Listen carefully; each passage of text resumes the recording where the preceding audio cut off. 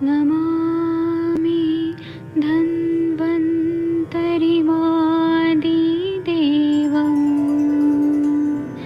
सुरासुरैः वन्दितपादपद्मम् लोके जरामृत्युनाशं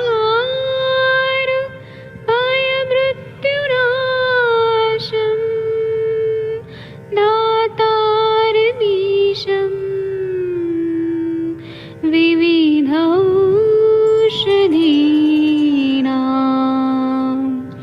शङ्खं चक्रं जलौकां दधतं मृतघटं चारुतोर्भिश्चतुर्भिः सूक्ष्मस्वच्छादिरुद्यं शुकपरिविलसन्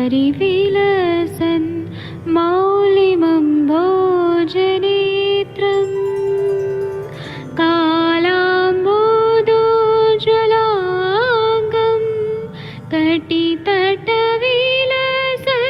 चारुपीताम्बराढ्यं वन्दे धन्वन्तरिन्तं निखिलगदमिव प्रौढदावाग्निनीलम्।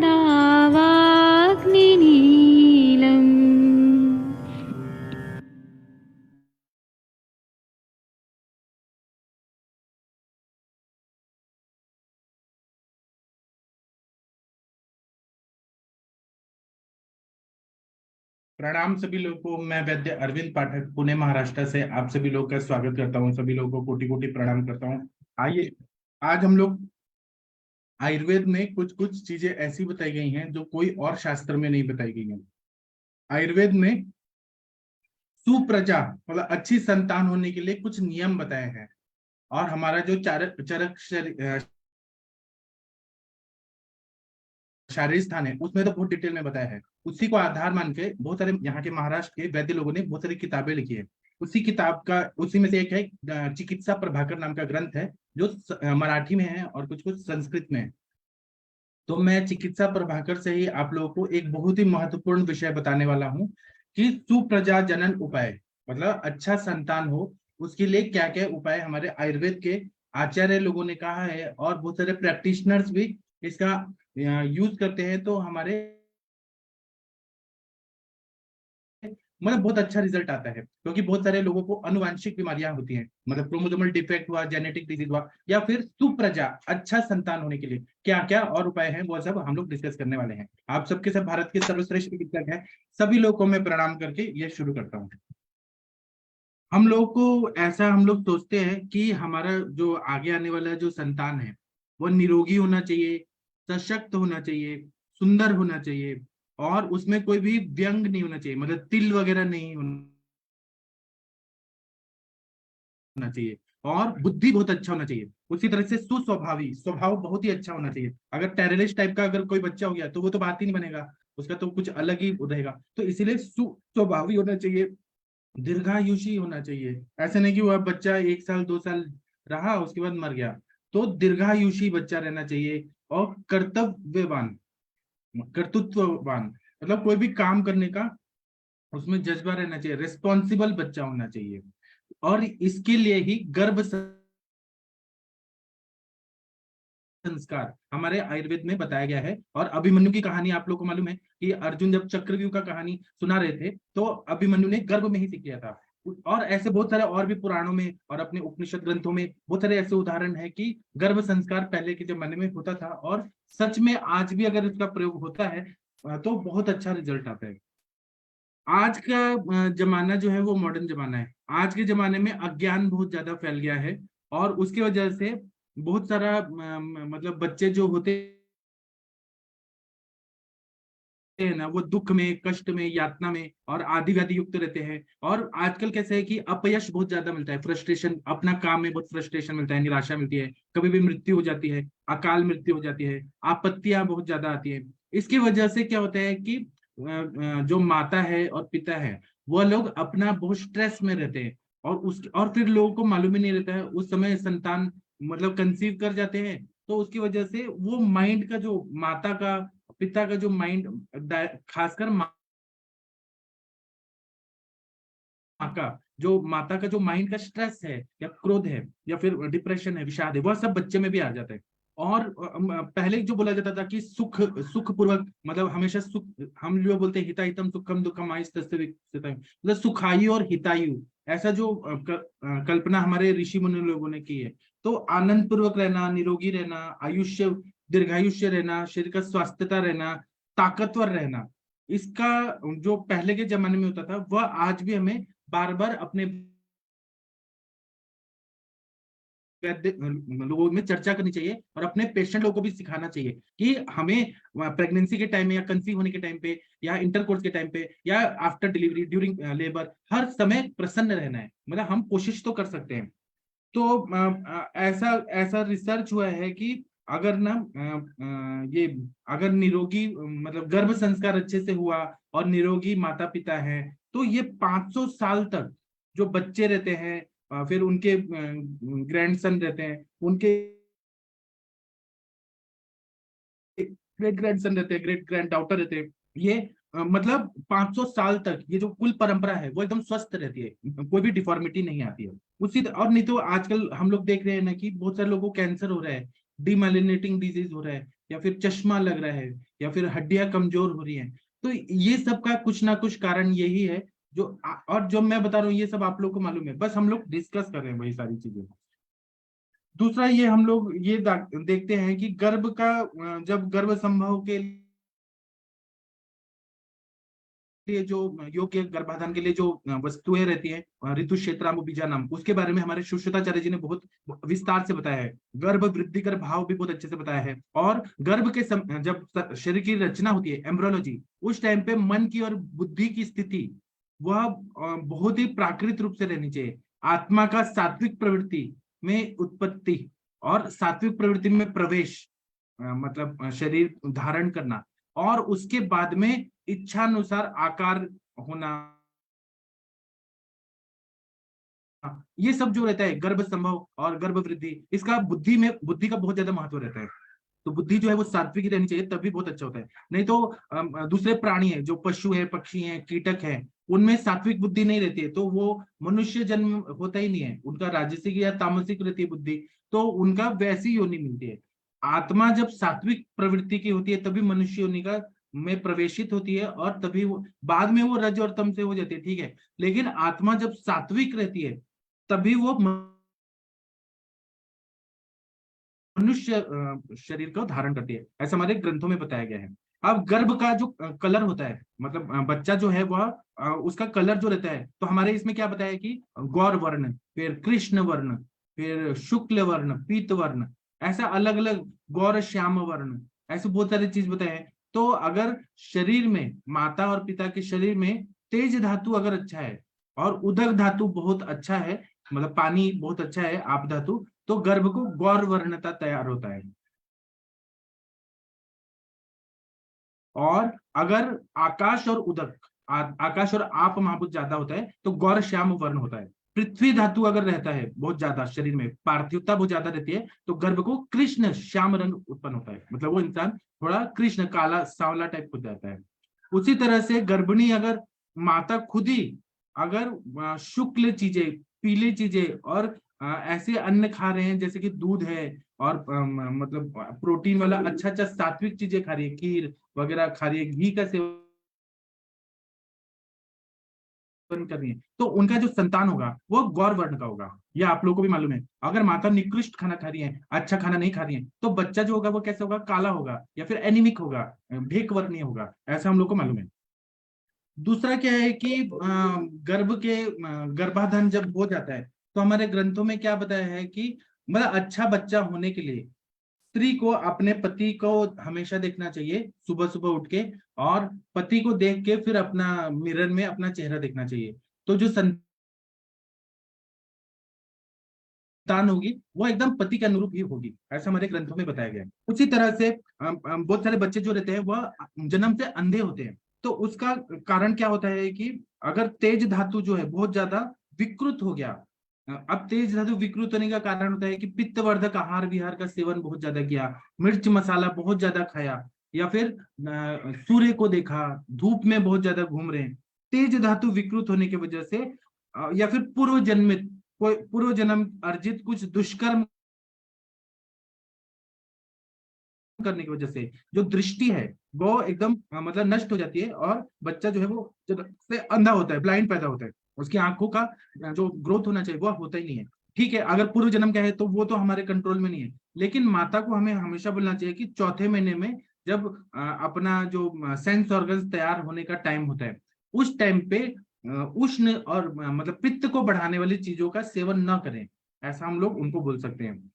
तेज जो होता है वो रक्त के साथ मिलकर हम दृष्टि को मिल जाता है, और वह अगर बैलेंस स्टेज में रहे तो वो लाल आंखें होती हैं। अगर पित्त और दृष्टि भाग मिल जाता है तो ब्राउनिश कलर का आंखें होती है। वायु से अगर मिल जाता है तो कभी कभी वो आंखें जो रहती है वो तिरपा होता है, मतलब जिसको हम लोग बोलेंगे ना कि तिरवा या काना, या फिर ऐसे टेढ़ा देखने वाला, उस तरह की आंखें होती है। अगर वायु अगर उसमें मिल जाता है तो आंखों का जो मसल्स होते हैं, जो रेक्टस मसल्स होती है आंखों की, वह विकृत हो जाती है। तो इंसान ना टेढ़ा मेढ़ा देखने लगता है। उसी तरह से आयुर्वेद में तो बहुत ही इंपॉर्टेंट बताया है कि अगर गर्भधारण के समय में गर्भाधान के समय में अगर शुक्र का बाहुल्यता होता है तो पुरुष उत्पन्न होता है, और अगर आर्तव का बाहुल्यता होता है तो स्त्री रूप में होता है। और अगर दोनों सम रहे, मतलब शुक्र और आर्तव दोनों बैलेंस रहे, तो फिर नपुंसक होते हैं। तो लड़का होने में, और वो प्रैक्टिकली है भी कि पितृ भाव मतलब पिता का जो शुक्र भाव और वो सारे जो पितृज भाव अगर ज्यादा मिलते हैं तो लड़का होता है, और माता के ज्यादा आर्तव वाले चीज मिले और माता का मातृ भाव ज्यादा मिले तो लड़की होती है। ये साइंटिफिकली तो सच है। उसी तरह से ट्विंस होने का भी कारण बताया है कि बीज में शुक्र शोणित का मिलाप होने के समय में वायु से दो भाग हो जाता है, और फिर वैसे ही वृद्धि होने लगती है, तो फिर ट्विंस हो जाते हैं। अगर आर्तव का आधिक्य बहुत ज्यादा रहेगा, माता के आर्तव का भाग ज्यादा रहेगा, तो दोनों कन्या होगी। शुक्र का आधिक्य ज्यादा होगा तो दोनों पुत्र होंगे। आर्तव शुक्र दोनों रहेंगे बैलेंस में, मतलब इस तरह से रहेंगे कि ना आर्तव ज्यादा है ना शुक्र ज्यादा है, तो एक लड़का और एक लड़की दोनों हो सकते हैं। और वायु ही विभाजन करता है, वायु और कुछ कारण से और विभाजन करता है, वायु विभजती। जब ऐसा होता है तो तीन बच्चे होते हैं, और होते हैं तो फिर चार बच्चे होते हैं, या फिर मल्टीपल होते हैं, प्रेगनेंसी होती है। तो कहीं ना कहीं यहाँ पे वायु का रोल जरूर रहता है एम्ब्रियोलॉजी में। और फिर वो गर्भ को वृद्धि करने का भी कारण वायु ही करता है। उसी तरह से कुछ कुछ ऐसे उल्टा पुल्टा रहता है कि किसी का मल मूत्र का स्थान उल्टा पुल्टा रहता है, कुछ बच्चे चिपके हुए रहते हैं, कुछ बच्चों के आंखें टेढ़ी रहती है, या फिर कुछ अजीब अजीब तरह के जो माल फॉर्मेशन होते हैं, उसमें भी वायु का अगर प्राकृत अवस्था में विभाजन नहीं कर पा रहा है वायु, तो विकृत विकृत गर्भ की उत्पत्ति होने लगती है। उसी तरह से ऐसा बोला है कि ऐसे गर्भ होना जो मतलब विकृत होते हैं, जैसे कि अगर किसी ने मतलब अगर बहुत ज्यादा कुबड़ा बच्चा हो रहा है, या फिर कुष्मांड की तरह हो रहा है, विकृत हो रहा है, तो उसमें हो सकता है कि पाप कर्म है, वो गर्भ को पिछले जन्म का पाप कर्म की वजह से धरती पे आना पड़ता है। तो कुबड़ा बच्चा होता है, हैंडीकैप बच्चा आता है, विकृत आता है, सांप की तरह आता है, बंदर की तरह आता है। ऐसे हम लोगों ने बहुत देखे हैं अलग अलग दुनिया में, ये दुनिया में आते हैं। या फिर कुछ माता पिता नास्तिक है, वो ना अल्लाह को मानते हैं, ना जीसस को मानते हैं, ना किसी को मानते हैं, अपमान करते हैं, या पूर्व जन्म में किसी को बहुत ज्यादा दुख दिया है, तो उसकी वजह से गर्भ विकृत रहता है या टेढ़ा मेढ़ा रहता है। दूसरा ये बताया कि माता पिता ने जैसा आहार विहार का सेवन किया, जैसा आचार का सेवन किया, जैसा चेष्टा का किया, तो या ऐसा चेष्टा करके संभोग में मैथुन क्रिया में रहे, वैसा माइंड है, तो फिर वैसे बच्चे में भी वह चीज जाता है। अगर माता पिता सात्विक हैं और अच्छे हैं और पॉजिटिव वे में ले रहे हैं तो बच्चे भी अच्छे होते हैं। दूसरा क्या है कि अगर ऋतुमती न होकर गर्भ अगर हो जाता है तो वो गर्भ रहता ही नहीं है, वो आर्तव मतलब वो निकल आर्तव के साथ ही गर्भ निकल जाता है, वो अच्छे से वो एम्ब्रियो बनता ही नहीं है, ऐसा हमारे उसमें क्लियरली बता दिया गया है। उसी तरह से अगर गर्भ धारण होता है तो और भी बहुत सारे योनि व्यापक वगैरह बताए हैं, वो तो हम लोगों को मालूम है योनि व्यापक। हम लोग अभी कुछ और बातें करते हैं कि आप लोग कुछ बताना चाहें तो बता सकते हैं, मैं आगे और कुछ बताऊंगा। एक मिनट रुकिए क्योंकि सारा चीज मराठी में है। हाँ, डॉक्टर कंचन मैम आप कुछ बताना चाहेंगी इस पे, ये टॉपिक पे? कंचन मैम सुन पा रही है क्या, अनम्यूट कर पा रही है? जी। हाँ सर, बहुत अच्छा टॉपिक है और बहुत कुछ है सर इस टॉपिक पे बोलने के लिए। जैसे हम देखते ही है कि जैसे प्रेग्नेंट वुमन आती है तो हम एज ए डॉक्टर तो हम अभी अभी भी बता रहे हैं, पर पहले ऐसा होता था कि घर में अगर बहू या फिर बेटी जो भी है कि वो प्रेग्नेंट होती थी तो जो सास होती थी या माँ होती थी उनको सबसे पहले वही समझाती थी कि ये चीजें नहीं करनी है, ये चीजें नहीं खानी है। और स्पेशली जैसे कि पोछा लगाने के लिए बोला जाता था क्योंकि वो एक एक्सरसाइज हो जाती थी। तो तब तब के जमाने में नॉर्मल डिलीवरीज के ज्यादा रेट्स थे।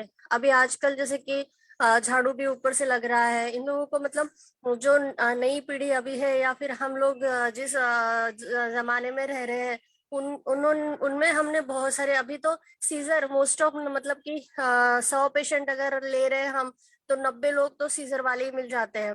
तो ये खाने पीने का भी हमें समझाया जाता था शुरू में, जैसे कि नारियल के लड्डू खाना है या फिर जो घर का हेल्दी फूड होता था, घी अच्छे से खाना है, दूध अच्छे से पीना है, फल फ्रूट्स खाने हैं। और बोला भी जाता था कि अगर सफेद चीजें खाओगे तो बच्चा गोरा हो जाएगा, काली चीजें खाओगे तो बच्चा काला हो जाएगा। मतलब इसका अगर हम अर्थ ले तो जैसे नारियल है, चावल है, दूध की खीर है, मखाना है, ये चीजें सही में अगर हम खाते हैं तो बच्चे का कलर गोरा होता है। क्योंकि जैसे उसमें भाव वैसे ही जाते हैं ना, पृथ्वी और जल तत्व ज्यादा जा रहा है तो बच्चे का कलर भी गोरा होता है। और जैसे काली चीजें, मतलब मसाला, मोस्टली उनकी लैंग्वेज में वो बताना चाहते होंगे शायद कि काली चीजें खाओगे तो बच्चा काला। जैसे कि हम बहुत उष्ण तीक्ष्ण द्रव्य अगर खा रहे हैं तो हाँ बच्चा काला होगा। ऐसे पहले के जमाने बताया जाता था। और तब के जमाने में गायत्री मंत्र, इवन मेरे साइड, मतलब मैं जब प्रेग्नेंट थी तो मेरी सास ने गायत्री जो मंत्र होता है वो और उसका जो हवन होता है गायत्री का, तो हवन भी कराया था। तो उसका इफेक्ट मैं आस्था पे अभी भी देखती हूँ सर। और कैसे होता है ना कि हमें जो चीजें हमारी मम्मी से या सास से बहुत सारा सीखने को मिलता है ये कंडीशन में भी कि हमें क्या क्या चीजें खानी है और कैसे रहना है। बहुत बार चंद्र ग्रहण, सूर्य ग्रहण भी आता था तो मम्मी और सास हमेशा बोलती थी कि चीजों को काटना नहीं है। तो हमें उनको वो एग्जैक्टली समझा नहीं पाती थी, पर वो बोलती थी नहीं बच्चे का कान कटा हुआ आएगा या फिर बच्चे का नाक कटा हुआ आएगा या लिप्स कटा हुआ आएगा। पर वो भी हमारे शास्त्रों में लिखा हुआ है। जब मैंने आयुर्वेद पढ़ा तब मुझे पता चला कि इसका भी कोई महत्व है, कि हम लोगों को ये जब बताया जाता है तो इसका महत्व है। मतलब ये और हम देखते भी हैं बहुत बार, क्योंकि अभी जैसे आईटी सेक्टर वाली फीमेल है या फिर कोई काफी हाई पोस्ट वाली फीमेल है जो कि बस पढ़ाई में है या फिर उसका एम बिल्कुल उसको जो अचीव करने में है, तो वो बहुत बार प्रेग्नेंट होने के बाद खाना पीना ये सब चीजें भूल जाती है। तो उस पे देखने को मिलता है बहुत सारे, मतलब अच्छे अच्छे बड़े बड़े जो रिच फैमिलीज है वहां पे भी बच्चे ऑटिस्टिक पैदा हुए दिखते हैं। मतलब शास्त्र सही में बोलता है, मतलब इन लोगों के पास इतना पैसा होने के बाद फिर तो बच्चा ऑटिस्टिक होना ही नहीं चाहिए, ऐसा हम अगर सवाल उठाए तो। पर ये हम जब जब बच्चा पेट में है तो उस पे बिल्कुल संस्कार जाते हैं। जैसे हमने महाभारत में भी देखा है कि जैसे अर्जुन को भी पूरा जो चक्रव्यूह का ज्ञान जो है वो उसकी गर्भावस्था में पता चल गया था। पर वो माता उसकी जब थी तो वो सो गई थी शायद, इसीलिए वो चक्रव्यूह से बाहर कैसे आना है उसको वो पता ही नहीं चला। चक्रव्यूह के अंदर जाना है उसको वो रास्ता पता चला था, क्योंकि वो गर्भावस्था में ही उसने सुना था। मतलब ये चीजें सही में है और बच्चा सच में सुनता है।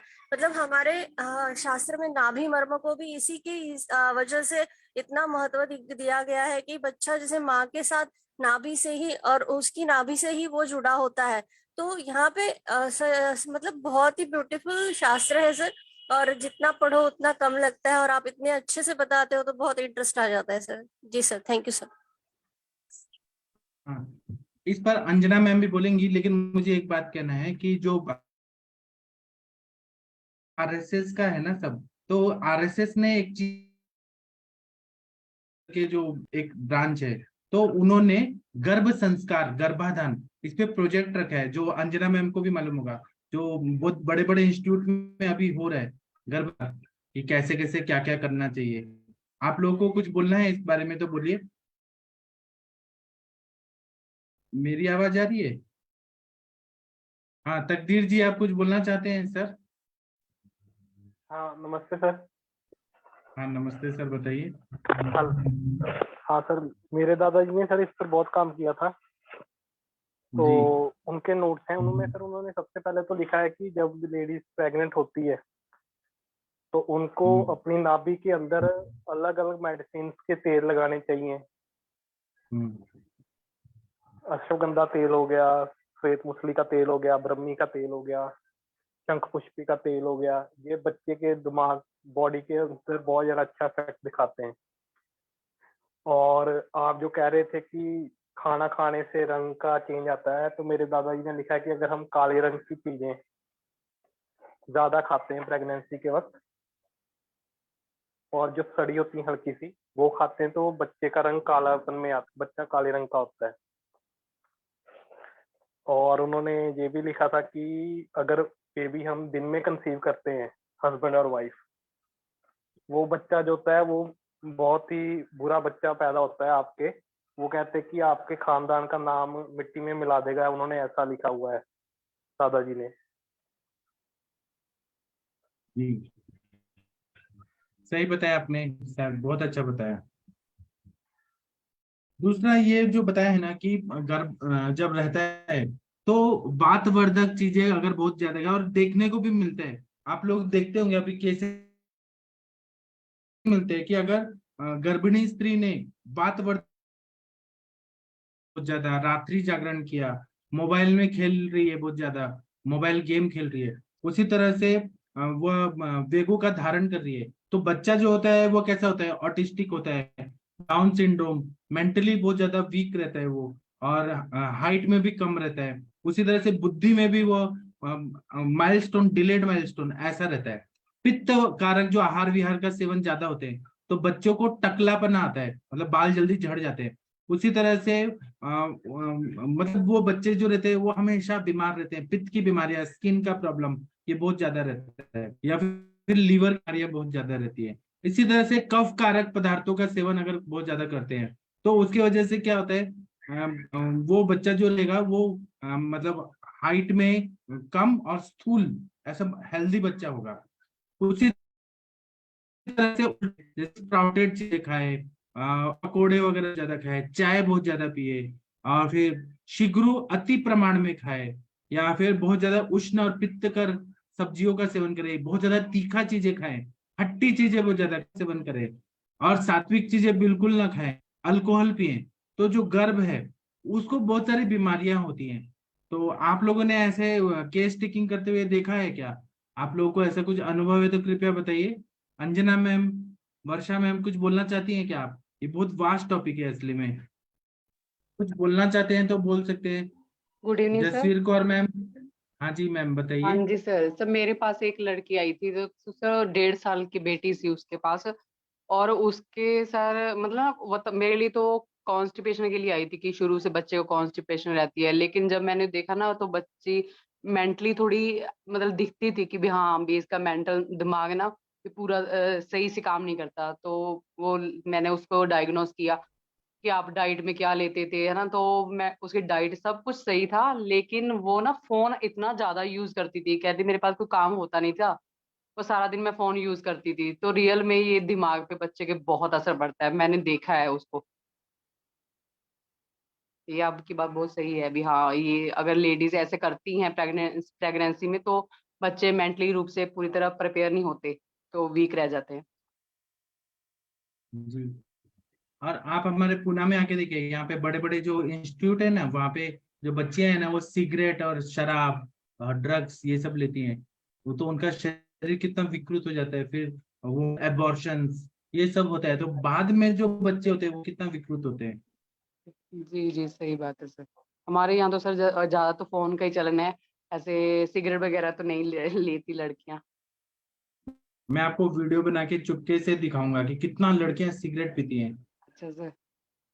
हाँ, जो बड़े बड़े मेट्रो सिटी है ना, वहाँ पे कल्चर बहुत बेकार हो गया है आजकल।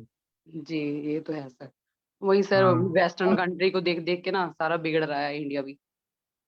हाँ, और दूसरा बात है ना कि ये भी बोला गया है कि अधिक अन्न का सेवन ना करें, जड़ पदार्थ का सेवन ना करें, रुक्ष चीजें ना खाएं, गर्म चीजें बहुत ज्यादा ना खाएं, और फिर बहुत ज्यादा स्प्राउटेड चीजें ना खाएं, तीक्ष्ण पदार्थ ना खाएं, तामसिक बासी खाना ना खाएं, उपवास ज्यादा ना करें, रात्रि जागरण ज्यादा ना करें, शोक ना करें। फिर उसके बाद में घोड़ा गाड़ी पे ज्यादा ट्रैवलिंग ना करें। फिर उसके बाद में ऊंचे स्थान पे चढ़ना नहीं है, माउंटेन वगैरह नहीं चढ़ना है। फिर उसके बाद नहीं करना है। फिर उसके बाद में जिस चीजों से डर लगता है, मतलब जो हॉरर मूवीज रहती हैं, वो सब नहीं देखना है प्रेगनेंसी के टाइम पे। अगर हॉरर मूवी देखेंगे तो बच्चा हमेशा कमजोर पैदा होगा। उसी तरह से टेढ़ा मेढ़ा बैठना, उसी तरह से अनुवासन बस्ती, प्रेगनेंसी में अनुवासन बस्ती नहीं लेना है। उसी तरह क्रोध नहीं करना है, विवेचन नहीं करना है, फिर मल मूत्र क्रोध नहीं करना है। और गर्भिणी को सुख दुख का आघात नहीं होना चाहिए, जैसे बहुत ज्यादा खुश है तो बहुत ज्यादा हंस रही है, दुखी है तो बहुत ज्यादा दुखी है, ऐसा नहीं होना चाहिए। उसी तरह से खाने में क्या है, तो सात्विक चीज खाना के बोला है, मतलब दीपन पाचन अच्छे से होके, अग्नि अच्छा रह के, दूध का सेवन ज्यादा करना है, घी का सेवन ज्यादा करना है, सात्विक अन्न का, और आनंद पूर्वक और सुख से रहना है। देव धर्म में श्रद्धा रखनी है, अच्छा कपड़ा पहनना है, वस्त्र का बहुत ज्यादा महत्व बताया कि शुद्ध और सात्विक वस्त्र पहनना है। उसी तरह से पुराणों का श्रवण करना है, अच्छी अच्छी कहानियां सुनना है। अब ये जरूरी नहीं है कि देवताओं की कहानियां सुने, मतलब ऐसी चीजें सुने जो अच्छा रहे, गर्भिणी को मन को अच्छा रहे, और बच्चे में भी अच्छा चीजें है। जैसे कि जो हमारे बड़े बड़े योद्धा लोग थे, शिवाजी महाराज और महाराणा प्रताप, उनकी कहानियां सुने। जैसा बच्चा का सोचेंगे वैसा बच्चा होगा। उसी तरह से ऐसे स्नान करने के लिए भी है कि मतलब अच्छे से स्नान करना है, और गर्म पानी से, बहुत ज्यादा गर्म पानी से स्नान नहीं करना है, और उस टाइम पे मैथुन नहीं करना है जब गर्भिणी अवस्था रहे, और बहुत ज्यादा लॉन्ग ट्रैवलिंग नहीं करना है, वजन नहीं उठाना है, और सीढ़ियां नहीं चढ़ना है, सीढ़ियां उतरना नहीं है, मेहनत का काम नहीं करना है, वजन नहीं उठाना है। ये जो नियम है, ये एलोपैथी के गायनेकोलॉजिस्ट भी बताते हैं, आयुर्वेद में तो बहुत पहले से लिखा हुआ है। आप लोग को कुछ बोलना है तो बोलिए, किसी को कुछ बोलना है तो बोल सकते हैं।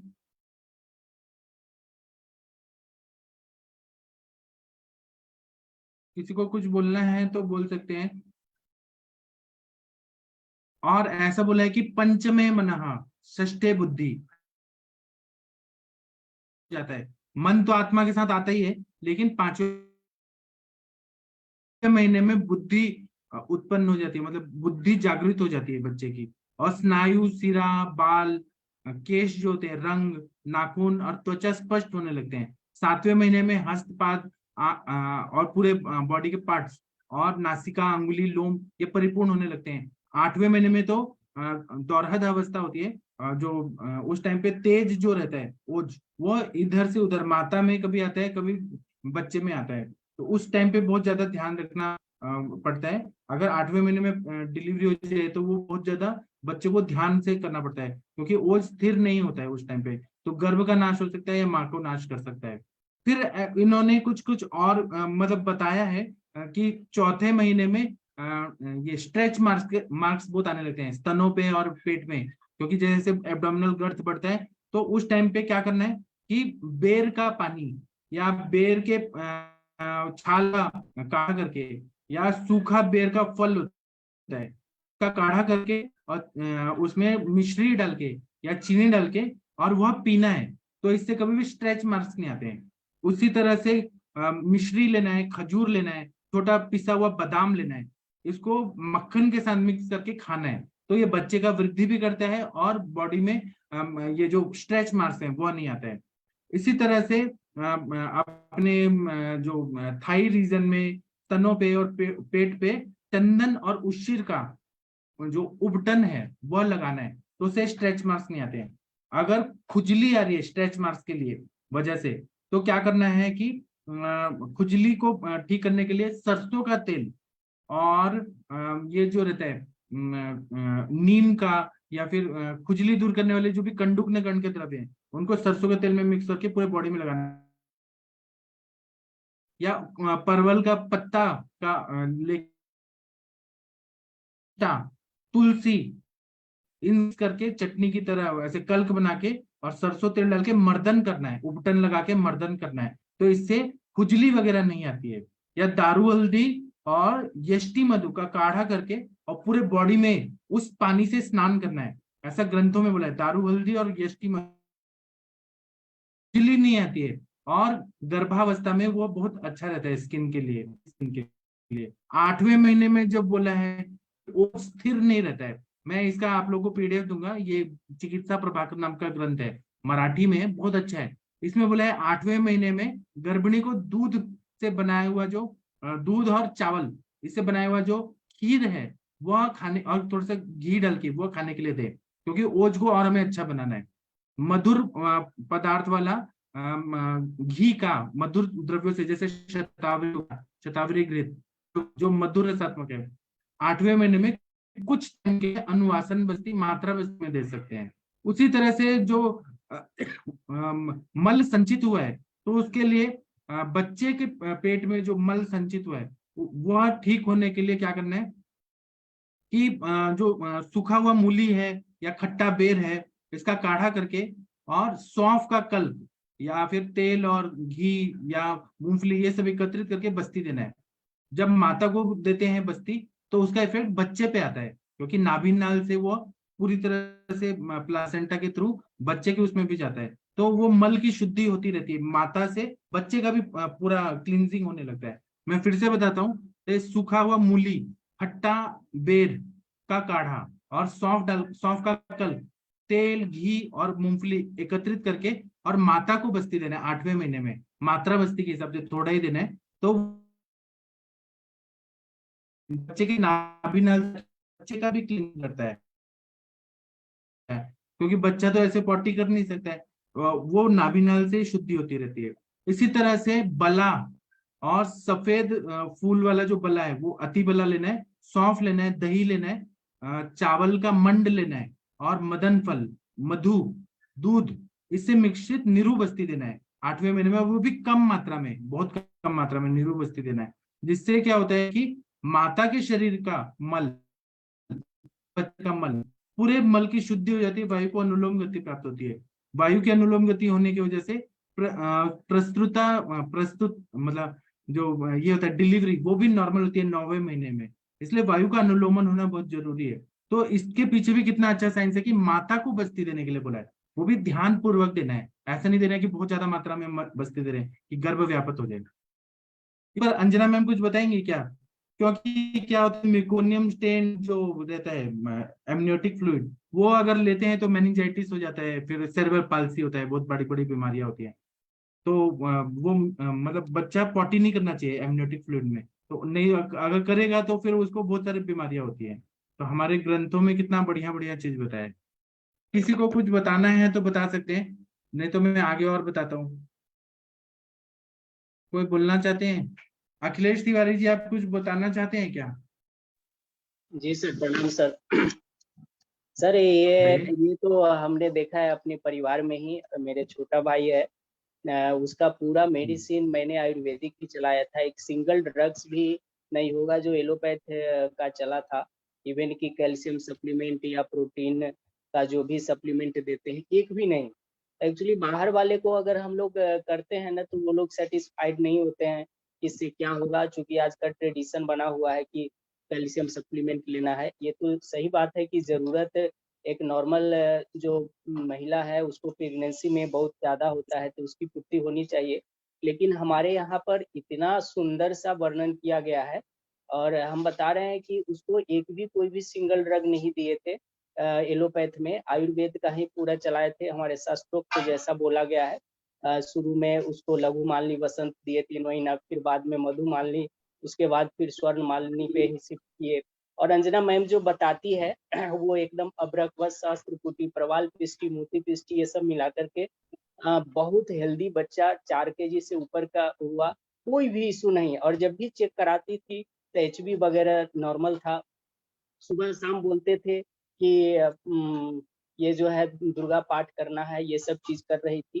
तो ये सब कहीं ना कहीं हम स्थूल रूप में भी और सूक्ष्म रूप में भी, दोनों रूप में देखते हैं कि प्रभाव पड़ता ही है। जिस तरह से हमारी मानसिकता होगी, जिस तरह से हम मतलब विजुअलाइजेशन होगा, जैसा हम देखेंगे बच्चे के ऊपर आता ही है। हम बोला भी जाता है कि इसमें हमेशा खुश रहना है ताकि बच्चे भी वैसा ही हो। और आहार के बारे में तो सर इतना सुंदर आपने बताया कि कौन सा आहार करना चाहिए, तो उस तरह से बच्चे का होता है। तो हम अगर चाहे तो एक अच्छा संतान को जन्म देने के लिए सिर्फ और सिर्फ हमारे आयुर्वेद में ही अच्छा कंसेप्ट है, जिसको अपना करके किया जा सकता है। क्योंकि होने के बाद हम जितना कोशिश करते हैं, उसका अगर 10% प्रेगनेंसी पीरियड में अगर ये किया जाए, तो निश्चित रूप से एक अच्छा समाज का निर्माण इससे होगा। और आज बहुत अच्छे अच्छे जो भी स्पिरिचुअल से जुड़े हुए हैं, या जो भी बहुत सारे, इस पे तो साइंटिफिक भी रिसर्च चल रहा है, तो वहां पर इस सब चीज को ध्यान दिया जाता है। जी सर। और ग्रंथों में ये शुरू होता है, 8वां महीना खत्म हो गया, 9वां चाहिए, गर्भ स्थापित हो जाता है पूरा नीचे, उसका सिर पूरा ये ज्वाइन हो जाता है। तो फिर क्या करना चाहिए कि अच्छा नॉर्मल डिलीवरी हो, उसको ध्यान में रखना चाहिए जो हमारे ग्रंथों में बताया गया है। मतलब वो ब्रीच प्रेगनेंसी नहीं रहना चाहिए, वर्टेक्स प्रेगनेंसी प्रेजेंटेशन नहीं रहना चाहिए, और एकदम बच्चा वर्टेक्स प्रेजेंटेशन नहीं रहना, बच्चा जो है वो नॉर्मल डिलीवरी हो। उसके लिए क्या बताया है कि 9वां महीना जैसे ही शुरू होता है तो गर्भिणी को पूरे शरीर में अभ्यंग कराना,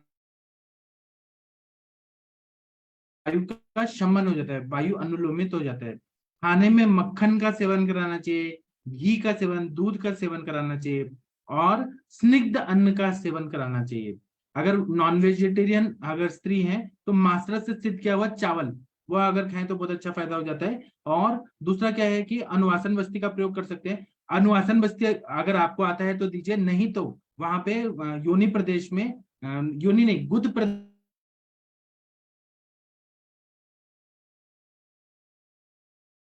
बोला है, उससे बहुत अच्छा फायदा होता है। और निर्गुंडी, फिर एरंड, वरुण, नीम, इन सब के पत्तों का पानी से स्नान कराना है गर्भिणी को 9वें महीने।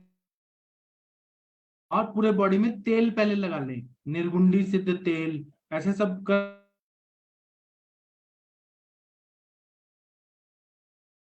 और बहुत सारे लक्ष्मणा, अपामार्ग, ऐसे जड़ भी बांधने के लिए बोला है पैरों में, जिससे पेन नहीं होता है। इस पर आप लोगों का कुछ है अनुभव तो बता सकते हैं।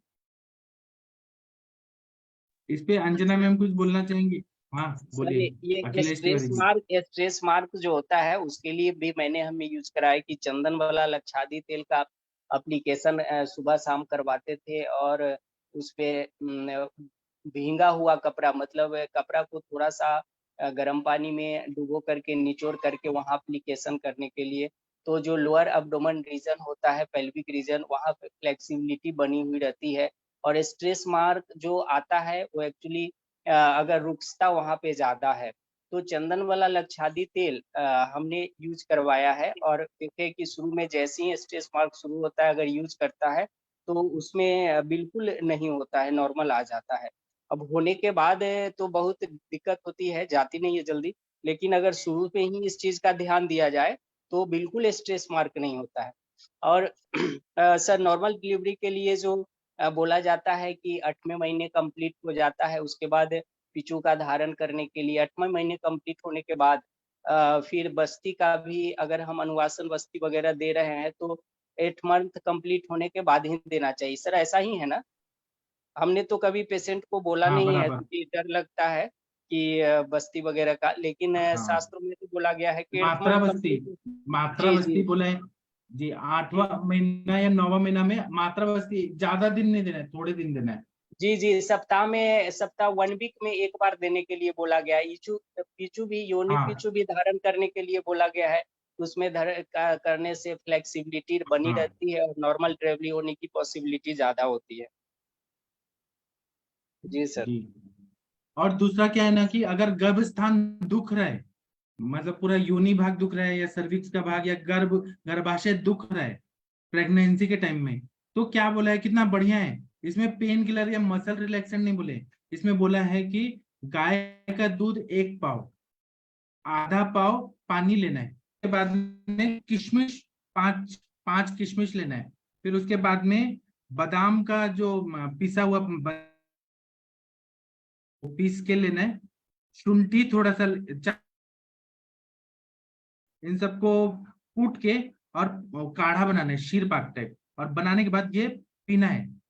तो ये पीने से क्या होता है कि गर्भशूल जो है वह पूरी तरह से ठीक हो जाता है। या जीरा जो होता है, जीरा को पीस के और विषम मात्रा में मधु, घी और चीनी के साथ खाना है जीरा को। तो जो गर्भ स्थान अगर दुख रहा है वह पूरी तरह से ठीक हो जाता है। अगर और दुख रहा है तो तीसरा उपाय बताए कि करचूर लेना है, सिंघाड़ा लेना है, और जो जंगली मूंग होता है वो लेना है, और यष्टि मधु का काढ़ा बना के चीनी डाल के पीना है। तो इससे गर्भशूल पूरी तरह से ठीक हो जाता है, और प्रेगनेंसी रिलेटेड जो भी प्रॉब्लम रहती है, हाइपरटेंशन है, वो सब ठीक कर देता है। ये इतनी अच्छी दवाई है। और आप लोगों को कुछ बताना है तो बता सकते हैं। आप लोगों को ऐसा कुछ और भी मालूम है क्या? और फिर मासानुमासी जो काढ़े बताए आपने आयुर्वेद में, वो सबसे श्रेष्ठ है कि पहला महीना में काढ़ा क्या लेना है, सुप्रजा होना चाहिए। इसलिए यष्टि मधु, सागवान का बीज, अश्वगंधा देवदार, इसका कल्क बना के दूध में पका के और दूध के साथ मिक्स करके लेने से पहला महीना में जिनको बार बार गर्भस्राव होता है वो नहीं होता है। ठीक है, ब्लीडिंग भी नहीं होता है, पूरी तरह से ये अच्छा रहता है। या फिर गर्भस्राव अगर हो रहा है तो मनुका, यष्टि मधु, चंदन, रक्त चंदन दूध में पका के शीर पाक देना है घी डाल के, उससे गर्भ स्थिर हो जाता है। या फिर नीला कमल, उशीर, सिंघाड़ा, कचोरा, करचूर, इसको ठंडे पानी में मिक्स करके दूध में मिक्स करके वो पीना है। तो इससे ना कभी भी गर्भस्राव नहीं होता है पहले महीने में। काला अतिविष, मुस्ता, मोचरस, इंद्रव, इनका काढ़ा अगर पीते हैं तो गर्भ का चलन, गर्भ जो है वो अगर स्थिर नहीं रह रहा है या फिर प्रदर हो जा रहा है या शूल हो रहा है बार बार, मिस दूसरे महीने में काला तिल के साथ लेना है। अगर गर्भस्राव बार बार हो रहा है तो कमल नाल का बीज जो कमल बीज होता है वो लेना है, और नागकेशर को दूध में मिक्स करके और वह पीना है। बहुत पेन हो रहा है दूसरे महीने में तो तगर, कमल, बेलफल और कपूर, इसको बकरी के दूध के साथ पीने के लिए बोला है। तो दूसरा महीना में कभी भी गर्भस्राव नहीं होता है। तीसरे महीने में जिनको हो रहा है, पहले के जमाने में ऐसा होता था कि वो लोग, आजकल क्या है 1 या 2 बच्चे ही होते हैं, पहले के जमाने में बहुत सारे बच्चों को ऐसा हो जाता था, मतलब बहुत सारे बच्चे होते थे, बहुपत्य था, तो उसमें दूसरे महीने में प्रॉब्लम शुरू हो जाता था, तीसरे महीने में हो जाता था। या अभी भी पेशेंट ऐसे आते हैं कि 4 मिस कैरेज हो गया है, और कब महीने में शुरू हुआ था, दूसरा महीने में हुआ, तीसरा महीना में हुआ, पहला महीना में हुआ। तो हम लोग ये जो आयुर्वेद का है ये देने से बहुत अच्छा फायदा होता है। इसमें बोल रहे हैं कि फिर बबूल लेना है, फिर अश्वगंधा, और फिर सारीवा, कृष्ण सारीवा, इसका कल्क बना के दूध के साथ पीना है। तीसरा महीना में फिर गर्भस्राव नहीं होता है, और उसमें नागकेशर को दूध के साथ मिक्स करके ले तो नहीं होगा। या फिर ऐसे अलग अलग द्रव्य बताए जो मासानुमासी वाग्भट में भी बताए। तो चौथे महीने में धमासा, सारीवा, रासना, मंजिष्ठा, यष्टि मधु का कल्क दूध के साथ लेना है। इस पर अंजना मैम आप कुछ बोलना चाहेंगे क्या? क्योंकि आपके बताए हुए के बिना ये सेशन पूरा नहीं हो पाएगा। अंजना मैम कृपया कुछ बताइए। अंजना मैम आपका म्यूट हो गया। जी सर, नमस्कार। हाँ नमस्कार सब मैम। लोगों को सर, नमस्कार। बहुत देर से सर मैं सुन रही थी, थोड़ा सा बिजी थी इसलिए लेट हो गया, सॉरी इसके लिए। और बहुत अच्छा डिस्कशन हो रहा था सर, और बहुत अच्छा टॉपिक था। ये तो मेरा फेवरेट टॉपिक है सर, ये बहुत अच्छा आपने आज सारा बताया। और सबसे पहले तो आपने जो शुरुआत की थी वो गर्भ संस्कार से की थी, और उसके बाद पूरा गर्भणी चर्या पे आपने बात की, और लाके प्रसव तक आपने थोड़ा थोड़ा हम लोग को सब इसके बारे में बताया। तो सर हम इसी बारे में जानना चाहिए। सबसे पहले तो यही बात बताना चाहते हैं कि हमारे शास्त्र में जो वर्णन आया है वो केवल जो है स्पेशली गर्भ की प्राप्ति का वर्णन नहीं है। उन्होंने बहुत अच्छे से शुरू से ही बताया कि कैसे हम शुक्र को और शोणित को कैसे शुद्धि होनी चाहिए पहले, और शोणित शुद्धि होने के पश्चात ही जो उन्होंने बताया कि प्री मैरिज काउंसलिंग, या फिर जैसे उन्होंने, तो हम अगर बहुत पहले से चले तो हम वो वाला श्लोक याद आता है कि अष्टवर्षा भवेत गौरी, नव वर्षा तु रोहिणी, 10 वर्षा भवेत कन्या, अत ऊर्ध्व रजस्वला। मतलब उन्होंने जहाँ जन्म हो रहा है, जन्म से ही के समय से ही उन्होंने उसका विभाजन कर दिया, और विभाजन के पश्चात उन्होंने ये बता दिया कि रजस्वला होने तक हम कैसे कैसे उसको डिवाइड किए हैं, और रजस्वला के बाद जो रजस्वला चर्या है उसका बहुत महत्व बता दिया, क्योंकि उस महत्व के आधार पर ही जो है वो गर्भ की स्थापना का भी उन्होंने, बहुत आचार्यों ने, अगर आप थोड़ी सी दूर दृष्टि डालेंगे तो अच्छा वर्णन मिलेगा। और रजस्वला चर्या का वर्णन, इसके बाद ऋतुमती चर्या का वर्णन, फिर ऋतु काल का वर्णन, ये सारी चीजें अगर हम बहुत अध्ययन करते जाएं तो एक दूसरे से एकदम लिंकअप होती जाती है। और उसके पश्चात उन्होंने जो उम्र बताई है मैरिज वाली, 16 वर्षीय और 21 वर्षीय, तो उसमें भी कोई डिस्कशन की बहुत बड़ी बात नहीं है। अतुल्य गोत्रीय एक बहुत अच्छा पॉइंट बता दिया कि अतुल्य गोत्रीय होना चाहिए। और उसके अलावा जो उन्होंने बताया है कि किस तरह से गर्भाधान की जो तिथियां बताई हैं, या उन्होंने मैथुन को केवल गर्भाधान के लिए ही माना है, और उसके बाद उसका भी किस किस तरह से बायां पैर जो है स्त्री को रखना है, दायां पैर पुरुष को रखना है। तो ये जो संस्कार बताए गए हैं, या ये जो विधियां बताई गई है, या इसको हम चाहे इस समय गर्भ संस्कार के रूप में भी ले रहे हैं, और बहुत अच्छे डिस्कस हमारे यहाँ भी कार्य चल रहा है। अब बीएचयू में बहुत अच्छा कार्य चल रहा है, एनआईए में बहुत अच्छा कार्य चल रहा है। तो इसको, और हरिद्वार वगैरह में तो पूरे के पूरे यहाँ पे जो है बहुत अच्छे से जो है इसमें कैंप लगाए जा रहे हैं, बहुत अच्छी शिक्षा दीक्षा गर्भिणियों को दी जा रही है, स्पेशली जो हमारे जूम मीटिंग्स के माध्यम से भी लोगों को प्रेरित किया जा रहा है। ये सब बहुत ब्यूटीफुल है।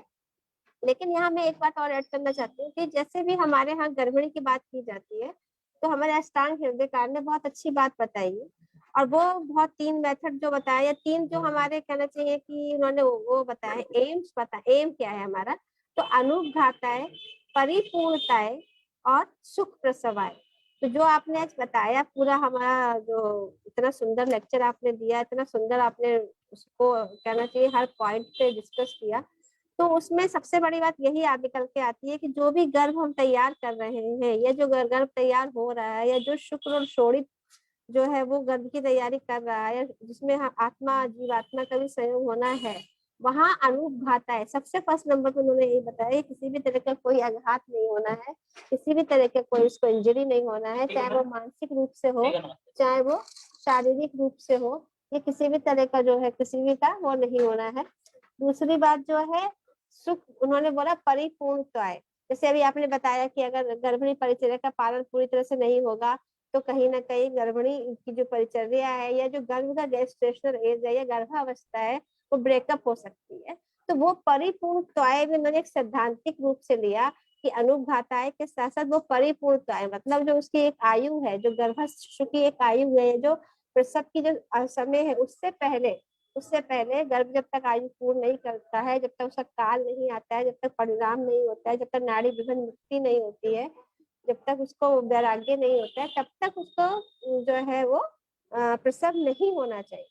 तो बहुत इतनी डीप उन्होंने ये 3 पॉइंट बताए, और उसके बाद तो सुख प्रसव आए, क्योंकि जो काम हम कर रहे हैं, चाहे वो हम गर्भ संस्कार कर रहे हैं, चाहे हम गर्भावस्था की पूरी जो स्टडी कर रहे हैं, या उसके बाद हम प्रसव की बात कर रहे हैं, ये तीनों जो चीजें होती है वो इसमें संकलित हो जाती है। इसके अलावा अगर हम देखा चाहते हैं तो किसी भी तरह की कोई कंजेनिटल एनोमली ना आने पाए, इसीलिए शुद्धि की बात वो लोग बार बार बताते हैं, प्रॉपर ग्रोथ हो जाए, इसीलिए इसकी बात करते हैं। गर्भ व्यापत का बहुत डिटेल वर्णन आया है। गर्भ व्यापत में भी इन्होंने 8 गर्भ व्यापत बताए हैं। गर्भस्राव बताया, गर्भपात बताया, नागोदर बताया, उपविष्टक बताया, शुष्क गर्भ बताया। सबकी एक एक कंडीशन बताई जो कि आजकल हम या तो अबॉर्शन में या फिर IUGR में मॉडर्न टेक्नोलॉजी के हिसाब से उसको डिवाइड करते हैं। लेकिन ये जो है हमारा जो शास्त्र है और हमारे शास्त्र के हिसाब से अगर हम अपने स्टडीज करते हैं और उसके हिसाब से जो हम बात चल रही थी अभी सर भी बोल रहे थे, क्योंकि कैसे कैसे हमने उसको दिया और कैसे कैसे पेशेंट को हम वहां तक लेके गए केवल आए, तो हमको लगता है कि हमारा आयुर्वेद शास्त्र पूरा सा परिपूर्ण है। और जो आजकल जो हमारा हाई रिस्क केसेस आ जाते हैं, जहाँ PIH हो जाता है, समटाइम्स जो है और कंडीशन जैसे प्लेसेंटा प्रेविया हो जाता है, वहाँ हमें जरूर इमरजेंसी कंडीशंस में हमें थोड़ी हेल्प लेनी पड़ती है। वो भी अगर हम देखते हैं तो उधर पाटन हमारे शास्त्रों में वर्णन आया है, मूल गर्भ का हमारे शास्त्रों में बहुत डिटेल वर्णन आया है। तो मुझे नहीं लगता, अगर हम स्त्री प्रसूति की एक छात्रा होने के आधार पर मैं तो ये कहना चाहती हूँ कि हमारी आयुर्वेद साइंस संपूर्ण है और गूढ़ रहस्य इसमें बहुत छुपे हुए हैं और हमें इसमें बहुत ही अभी डूबना है और कुछ मोती और इकट्ठे करने हैं और खूब अच्छे से पढ़ाई करनी है। और जैसे सर आप इतने अच्छे से बताते हो और ये टॉपिक आज आप लेके आए तो मन बहुत प्रसन्न हो गया। एक्चुअली इस समय थोड़ी OPD टाइम रहता है, कुछ पेशेंट आ जाते हैं तो उनके सामने थोड़ा बोलना, जैसे आप नहीं बोल पाते हैं संभाषण में, तो हम लोग थोड़ा सा करते हैं। आप थोड़ा फ्री हुए थे इसलिए मुझे लेट हुआ, इसके लिए सॉरी। और बहुत अच्छा लगा, आपकी सारी बातें मैंने बहुत ध्यान से सुनी और फिर मैं दोबारा फिर फेसबुक पे सुनूं, क्योंकि कहीं ना कहीं मन थोड़ा सा पेशेंट में भी जाता है, थोड़ा आपके साथ जुड़ता है, फिर थोड़ा उधर जाता है, तो कहीं कुछ कंफ्यूजन थोड़ा थोड़ा होता है। लेकिन जो पॉइंट्स आप बता रहे थे रियली फंटास्टिक थे और बुक बहुत अच्छी थी। अगर उसका हिंदी टीका मिल जाए सर तो आप शेयर करिएगा, मैं आपसे मंगाऊंगी। Thank you sir.